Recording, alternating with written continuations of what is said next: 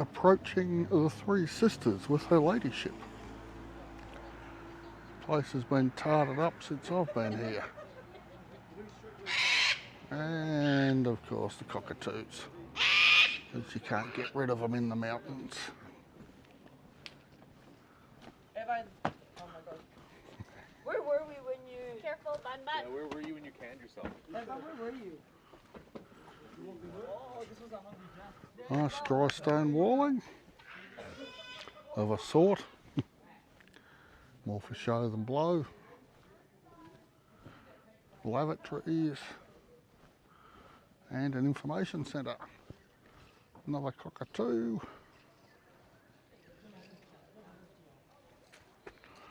Like they own the place, probably because they do. From the information centre, closed of course for some reason, because it's after 3 o'clock, there's little walkways and whatnot that take us out to a view of the valley down below and the Three Sisters, so we'll work our way around.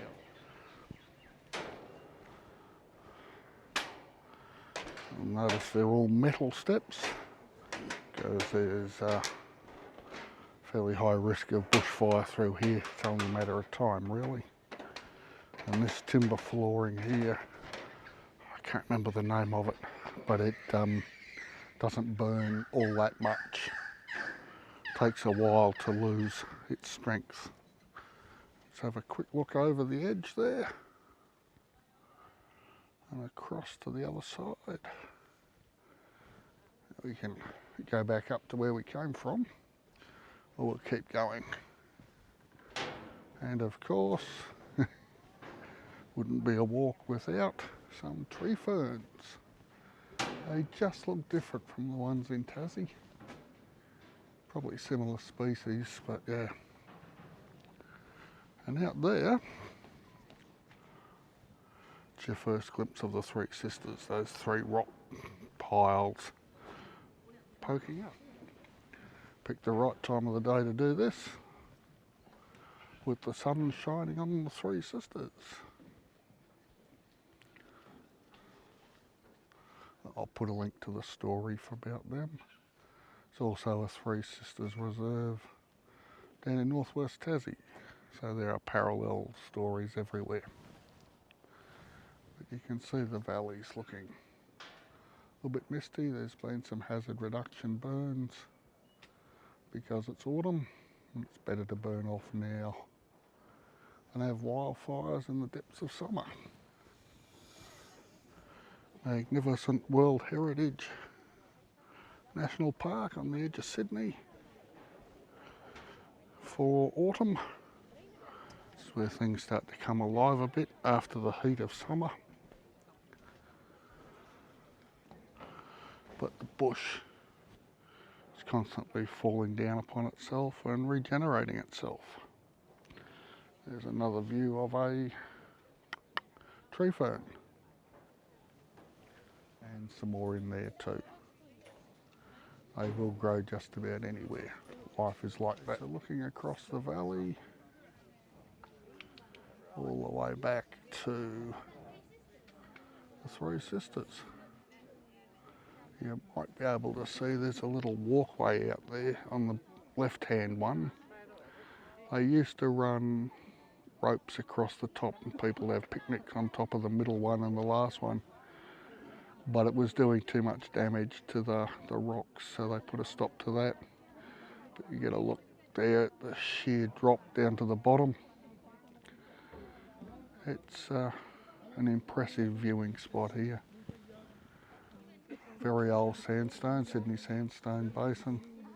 Runs all the way down to Goulburn, I don't know, 500-600 k's. It's an awful lot of sandstone. So the ladyship and myself, and the Three Sisters in the background. The light on the Three Sisters, but also on the far escarpments with a flat bottom cloud in the distance. It just rolls on and on. Very easy to get lost out there. So the old protector of pedophiles Betty was here and had a look out in 54. That was before she'd given birth to Andrew. A little bit further on from Betty's lookout. Over the back, sort of 1-2 features back, is the back end of the Megalong. And a little bit further up the road, there's a 6-foot wide track was cut through to get horses through there and down to the Jenolan Coves. But that's a story for another day. Got the mid-autumn light coming through the bush here, around the corner from the Three Sisters and their lookout. Quite a wild variety of, got some creepers here. You can see a little curl on the end. Down over there, just below the sun, so it's difficult to see. There's an old coal mine that they've converted into a tourist outlet where you can ride the old funicular train at a very peculiar angle down to the valley floor. Gives you a bit of an understanding of what's out there. The Jenolan Coves I mentioned earlier, fair way away. I have walked most of the 6-foot track. It is a lot further than it looks on a map. And Scenic World, that's where the old coal mine is. From that escarpment you'll see it drops down, a little bit of a rise and another saddle and then up to another escarpment. That first feature after the first escarpment is called the Ruined Castle. It once connected Mount Solitary, which is there, to Narrowneck, which is that feature there. Fine and all as the bush and the sun is, it is still the mountains. Wet weather can come in at any time. Bit of info on the locals, the indigenous, and we'll just go round the side so you can see the up. Something timeless about it really.